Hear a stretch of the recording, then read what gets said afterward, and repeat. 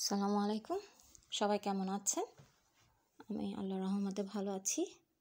তো প্রথমে দেখতে পাচ্তেছেন একটি ডেকচিতে আমি সয়াবিন তেল দিয়ে দিচ্ছি।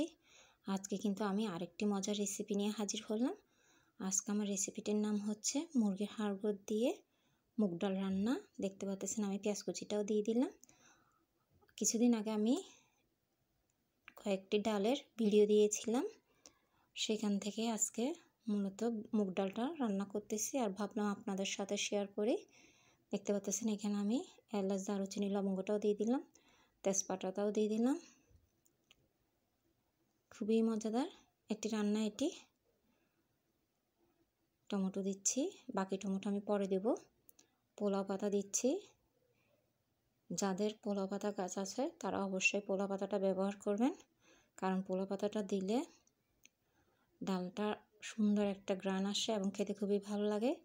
এরই মাঝে আমি স্বাদ মতো লবণটা দিয়ে দিলাম। কষানোর জন্য পানি দিয়ে দিচ্ছি। এবং আমি বলেছিলাম যে আমি এই ডালগুলো কিভাবে রান্না করে থাকি আপনাদের সাথে শেয়ার করব। তো আজকে যখন তৈরি করতেছি ভাবলাম আপনাদের সাথে শেয়ার করি। 1 টেবিল চামচ আদা রসুন বাটা দিলাম, দেখতে পাচ্ছেন।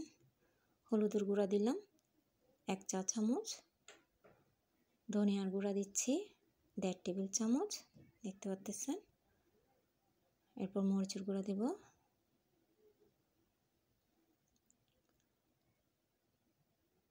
এখানে তেমনটা আসলে মরিচের গুঁড়া লাগবে না, সেজন্য 1 টেবিল চামচ দিয়েছি, যেহেতু আমি কাঁচা মরিচ ব্যবহার করব। আর এটা হচ্ছে বাজারে কেনা মশলা, দিয়ে দিলাম। টমেটো সস দিচ্ছি। প্রথমে আমি এগুলো কষিয়ে নিব ভালো করে। যেহেতু কষানো হয়ে গেল, এর মাঝে আমি মুরগির হাড়গুলো দিয়ে দিব। ও হ্যাঁ, আগের থেকে কিন্তু আমি ডালটাকে পরিষ্কার করে নিয়েছি। আর যেহেতু এটা ক্ষেতের ডাল, তাই আমি সারা রাত এটাকে পানি দিয়ে ভিজিয়ে রেখেছি এবং সকালে পরিষ্কার করে নিয়েছি।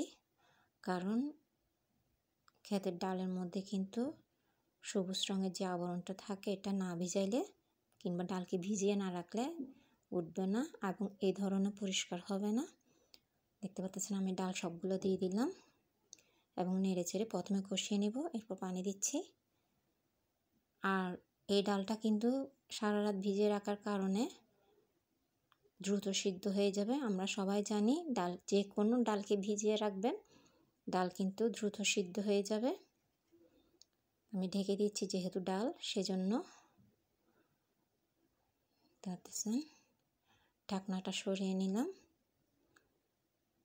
এখন অনেকে বলতে পারেন, আপু আপনি তো কোনো শাকসবজিতে ঢাকনা দেন না। হ্যাঁ, আমি কোনো শাকসবজিতে ঢাকনা দিই না, কিন্তু এটা ডাল সেজন্য দিয়েছি। আর ডালের মধ্যে যদি আমি ঢাকনাটা না দিই, ডালটা সিদ্ধ হতে আর একটু সময় লাগতো। যেহেতু সময় কম, সেজন্য ঢেকে দিলাম। এরই মাঝে আমি টমেটো কুচি, কাঁচামরিচ, ধনিয়া পাতা সব দিয়ে দিলাম, যেহেতু ডালটা সিদ্ধ হয়ে গেল।